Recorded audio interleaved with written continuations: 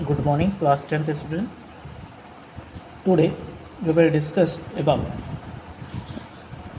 the ray of light and beam of light. What is the meaning of ray of light and what is the meaning of beam of light? Okay, so what is ray of light?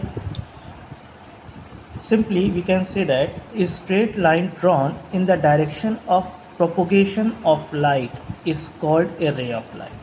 ठीक है ना, आप simply light जो ray of light को हम लोग क्या है कि स्ट्रेट लाइन में ड्रॉ करते हैं, ठीक है, एरो से शो करते हैं, एरो हेड होता है हमारा, ठीक है, और जो हमारा दूसरा ये हेड पार्ट होता है और ये हमारा टेल पार्ट होता है, ठीक है ना। इस एरो से एक सिंपली हम लोग दिखाते हैं straight line in the direction of propagation of light, जिस डायरेक्शन में लाइट का प्रोपोगेशन हो रहा है उसको हम रे ऑफ लाइट से रिप्रेजेंट करते हैं, ठीक है।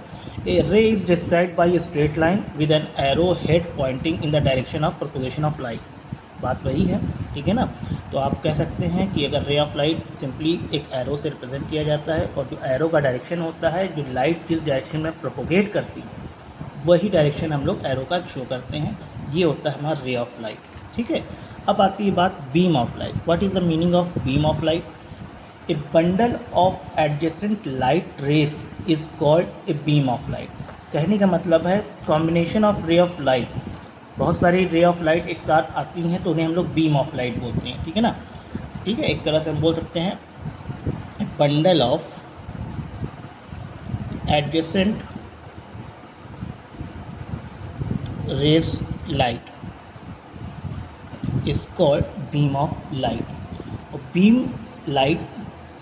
Of light can be categorised in three ways. तीन तरीके की बीम ऑफ लाइट हम लोग पढ़ते हैं।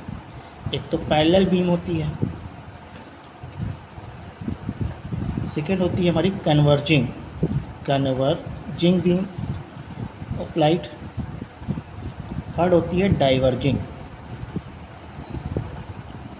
नाम से ही क्लियर हो रही होंगी चीज़ें, पैरेलल बीम। अब सिंपली आप कह सकते हैं पैरेलल का मतलब जो हमारे रेज ऑफ लाइट हैं वो पैरेलल में आ रहे हैं कुछ इस तरीके से, तो ये हमारी जब पैरेलल में रहेंगे तो इसे हम लोग पैरेलल बीम ऑफ लाइट बोलते हैं।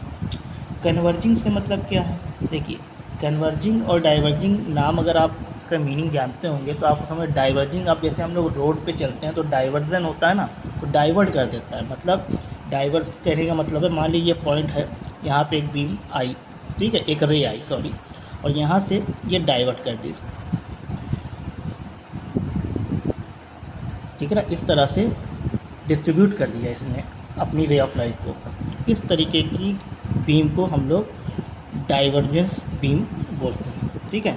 कन्वर्जेंस जस्ट इसका अपोजिट, बहुत सारी रेज ऑफ लाइट या बीम ऑफ लाइट जो है किसी एक पर्टिकुलर पॉइंट पे आके मिल रही हो, तो ये हमारा क्या कहलाता है?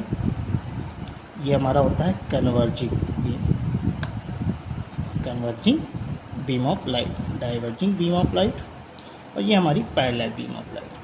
तो बेसिकली रे ऑफ लाइट और बीम ऑफ लाइट में ज़्यादा डिफरेंस नहीं है। रे ऑफ लाइट एक सिंपली स्ट्रेट लाइन डायरेक्शन में जो लाइट प्रोपोगेट करती है उसको हम लोग रिप्रेजेंट करते हैं, और बीम कॉम्बिनेशन या एडजेसेंट बंडल ऑफ रे लाइट्स को हम लोग बीम ऑफ लाइट कहते हैं, ठीक है ना।